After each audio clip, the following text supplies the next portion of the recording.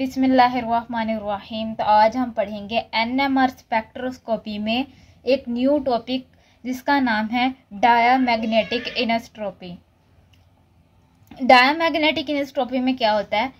First line में जो बात लिखी हुई है, chemical shift of hydrogen bonded to sp2 carbon, यानी कि केमिकल शिफ्ट जो होती है स्पेक्ट्रम पे बनी होती है, जो केमिकल शिफ्ट होती है हाइड्रोजन की, जो अगर हाइड्रोजन बॉन्डेड है sp2 कार्बन के साथ तो उसके केमिकल शिफ्ट में क्या चेंजेस आएंगी, तो वो ही हमने देखना है।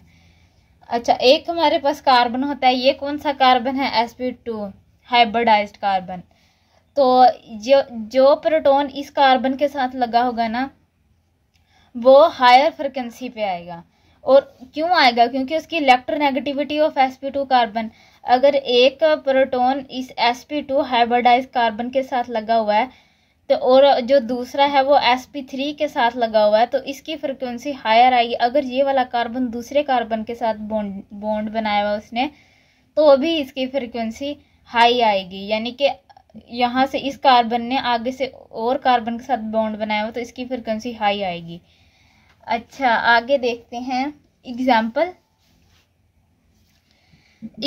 में सबसे पहले ये दिया हुआ है, इसमें कहा हुआ कि ये जो है ना कार्बन, ये सिंगल बॉन्डेड कार्बन है, आगे से ये डबल बॉन्ड के साथ अटैच है, तो इस कार्बन के साथ एक प्रोटॉन अटैच है, तो इसकी फ्रिक्वेंसी 7.3 ppm पे आएगी।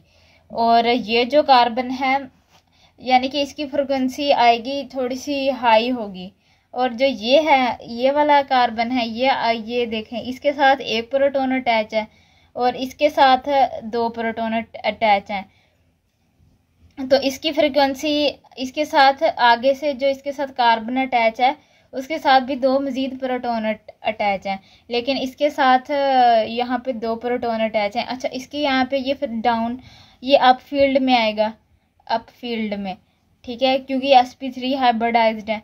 और ये जो आएगा 5.3 ppm पे, ये जो CH है, इसके साथ जो कार्बन अटैच है उसके साथ भी ये कार्बन के साथ कार्बन अटैच है, लेकिन इस वाले कार्बन के साथ दो कार्बन अटैच हैं और इस वाले कार्बन के साथ जस्ट एक कार्बन अटैच है। अच्छा, इसी वजह से कार्बन की इलेक्ट्रोनेगेटिविटी इंक्रीज हो जाती है, तो मतलब ज़्यादा इलेक्ट्रोनेगेटिव है तो ये मोर डीशील्डेड हो जाएगा, तो इस वजह से 5.3 ppm पे आएगी। और ये वाला तो बेसिकली जो कार्बोनिल के कार्बन के साथ जो प्रोटॉन अटैच हो तो ज़्यादा इलेक्ट्रोनेगेटिव हो जाएगा काम ना, तो फिर यहाँ पे इसकी ppm 9 ppm पे इसकी पीक आएगी।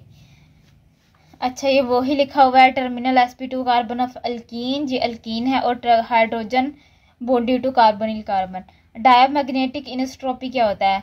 या इसमें हम पाई बॉन्ड्स की बात करेंगे कि वो कैसे उनकी मतलब कि पाई बॉन्ड जो होते हैं वो कैसे बिहेव करते हैं जब उन पे मैग्नेटिक फील्ड अप्लाई की जाती है।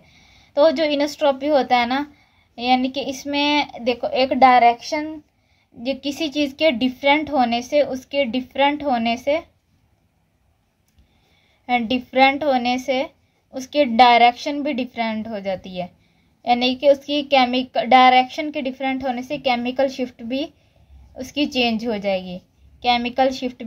जाएगी, अगर उसका इन्वायरमेंट चेंज होगा तो उसकी केमिकल शिफ्ट भी चेंज होगी। अच्छा, तो आगे हम बात करेंगे pi bond less tightly held by nuclei then sigma bond. जो पाई बॉन्ड होता है ना, वो लेस टाइटली हेल्ड होता है, यानी कि अगर पाई बॉन्ड को हम मूव करवा सकते हैं इजीली, लेकिन सिग्मा बॉन्ड को हम मूव नहीं करवा सकते इजीली। तो यही बात लिखी हुई है, pi electrons freer to move in response to magnetic field. जब अगर पाई बॉन्ड पर वाला मोलिक्यूल को यहाँ पे पड़ा हुआ है, उस पर मैग्नेटिक फील्ड अप्लाई करते हैं तो ये इजीली मूव कर सकते हैं, ठीक है। तो यहाँ पे ये बात की गई है। फिर कहते हैं कि मैग्नेटिक फील्ड जब हम लेंगे, जो मैग्नेटिक फील्ड होगी जब पाई इलेक्ट्रॉन्स पे पड़ेगी, जो कंपाउंड के अंदर जो पाई इलेक्ट्रॉन्स होंगे उन पे पड़ेगी, तो क्या होगा, वो पाई इलेक्ट्रॉन्स मूव करेंगे सर्कुलर पाथ में। कौन से पाथ में? सर्कुलर पाथ में। फिर क्या जनरेट होगा? Small local magnetic field generate होगी। अब ये जो मैग्नेटिक फील्ड जनरेट हुई है, लोकल मैग्नेटिक फील्ड जनरेट हुई है ना, ये जो बाहर से अप्लाइड मैग्नेटिक फील्ड आएगी ना, उसके खिलाफ ये रेजिस्टेंस का काम करेगी। मतलब कि एक फोर्स क्रिएट हो गया ना, मतलब कि एक मैग्नेटिक फील्ड और क्रिएट हो गया जो उसको रेजिस्ट कर सके, यहाँ से रोक सके। अच्छा, नेक्स्ट है how this induced magnetic field effect of protons. ये जो इंड्यूस्ड मैग्नेटिक फील्ड है ये जो क्रिएट हुई है पाई इलेक्ट्रॉन्स की वजह से, जो सर्कुलर पाथ में पाई इलेक्ट्रॉन्स बने हुए हैं वो उनके उस वजह से ना एक इंड्यूस्ड मैग्नेटिक फील्ड क्रिएट हो गई है। Protons depend on the direction of induced magnetic field. जो प्रोटॉन्स होते हैं ना वो डिपेंड करते हैं कि किस डायरेक्शन में इंड्यूस्ड मैग्नेटिक फील्ड जा रही है इन द रीजन। अगर तो इंड्यूस्ड मैग्नेटिक फील्ड किस डायरेक्शन में है तो प्रोटॉन भी इसी डायरेक्शन में अपने आप को कर लेते हैं। तो where proton is located relative to direction of applied magnetic field. अच्छा, तो मतलब कि अप्लाइड मैग्नेटिक फील्ड की डायरेक्शन में प्रोटॉन्स होते हैं, तो जो जब होते हैं तो ये जो इंड्यूस्ड मैग्नेटिक फील्ड अप्लाई होती है तो वो इंड्यूस्ड मैग्नेटिक फील्ड की डायरेक्शन में प्रोटॉन अपने आप को अलाइन कर लेते हैं।